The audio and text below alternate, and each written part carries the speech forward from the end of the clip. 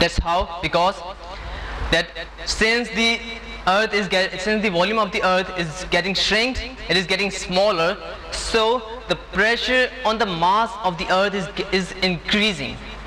In other words, the mass of the earth is getting compressed, and so it is resulting in the form of heat. The heat is increasing, and so there will be a stage which will come when the tolerance of the mass will be finished, and there will be an explosion. The mass of the earth will burst out, and this earth will be finished. This is what described by the Quran, and it will occur in the form of earthquakes, boiling of oceans, filling of smoke in atmosphere, disintegration of mountains, and this is all what pointed out by the Holy Quran when the Day of Judgment will come. So this is a scientific proof, and for those also who do not believe in the Day of Judgment, for them this is enough proof if they are ready to face the truth. Let's see the water cycle.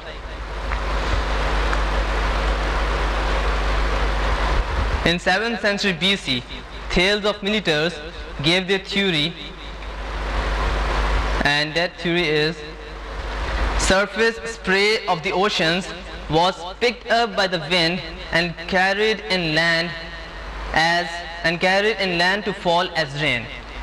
This theory is saying that the upper layer of the oceans are picked up by wind, and the wind is responsible for the rain falling in the dry areas.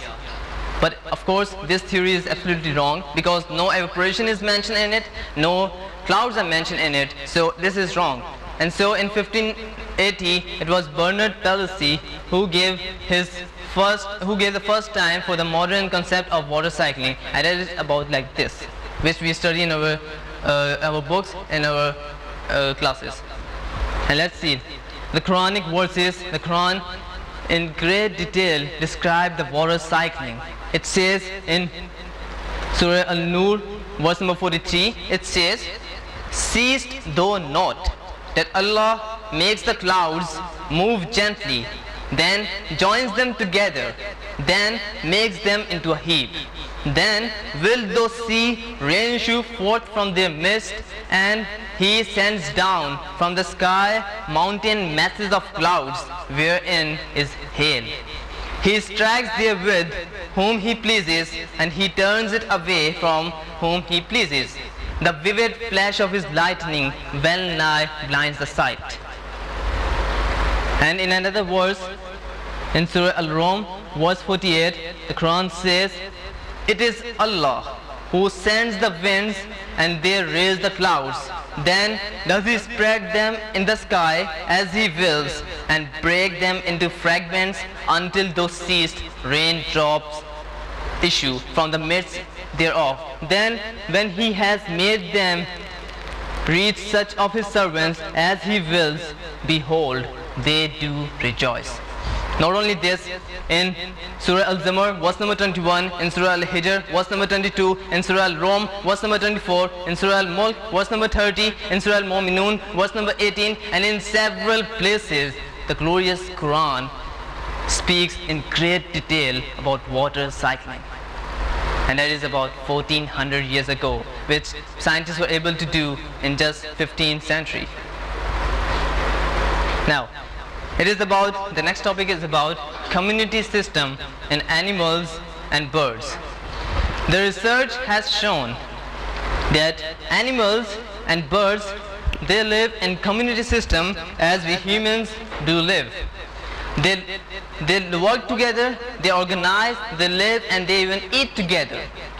And so the glorious Quran mentions the exactly same description. It says, "There is not an animal that lives on the earth, nor a being that flies on its wings, but forms part of communities like you."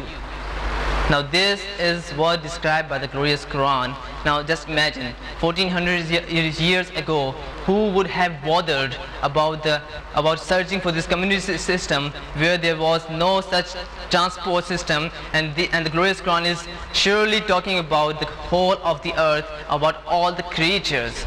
So it is certainly a revelation from God, and that is what scientists were able to do to discover in just recent times.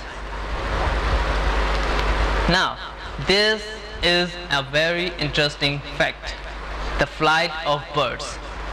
It is interesting because it happens around us, but we normally do not observe it and we ignore it.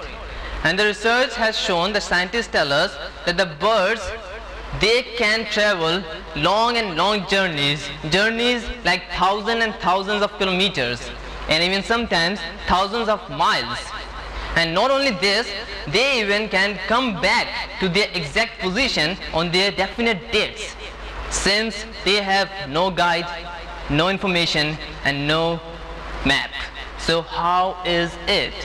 How is this possible, that such an animal who have not that much intelligence, so how is it that he is covering such complicated journeys through such thousand kilometers? And the research gives us the answer. It says that there is a migratory program in their genetic codes, that is from their birth. There is a migratory program in their genetic codes, and that migratory program tells them, explains to them the complicated journeys throughout the place, throughout the world. Not only to the birds, even to the young birds, it gives instructions that how to cover up such complicated journeys and how to go through such journeys in the earth. Professor Hamburger, who is a great researcher on this, he said, birds may contain highly complicated instructions in nervous cells, and they are programmed. He has also said in his book that should we not at least reflect on the identity of this programmer? Now, since these birds are already programmed and being instructed, so we should analyze, we should question that who is he that who is programming these, who is giving instruction to these birds, who is he?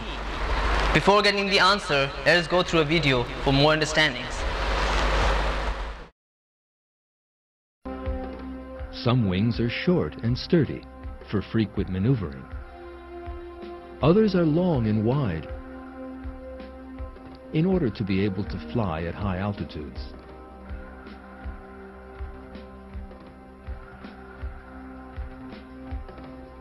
Still others are long and narrow for gliding in the air.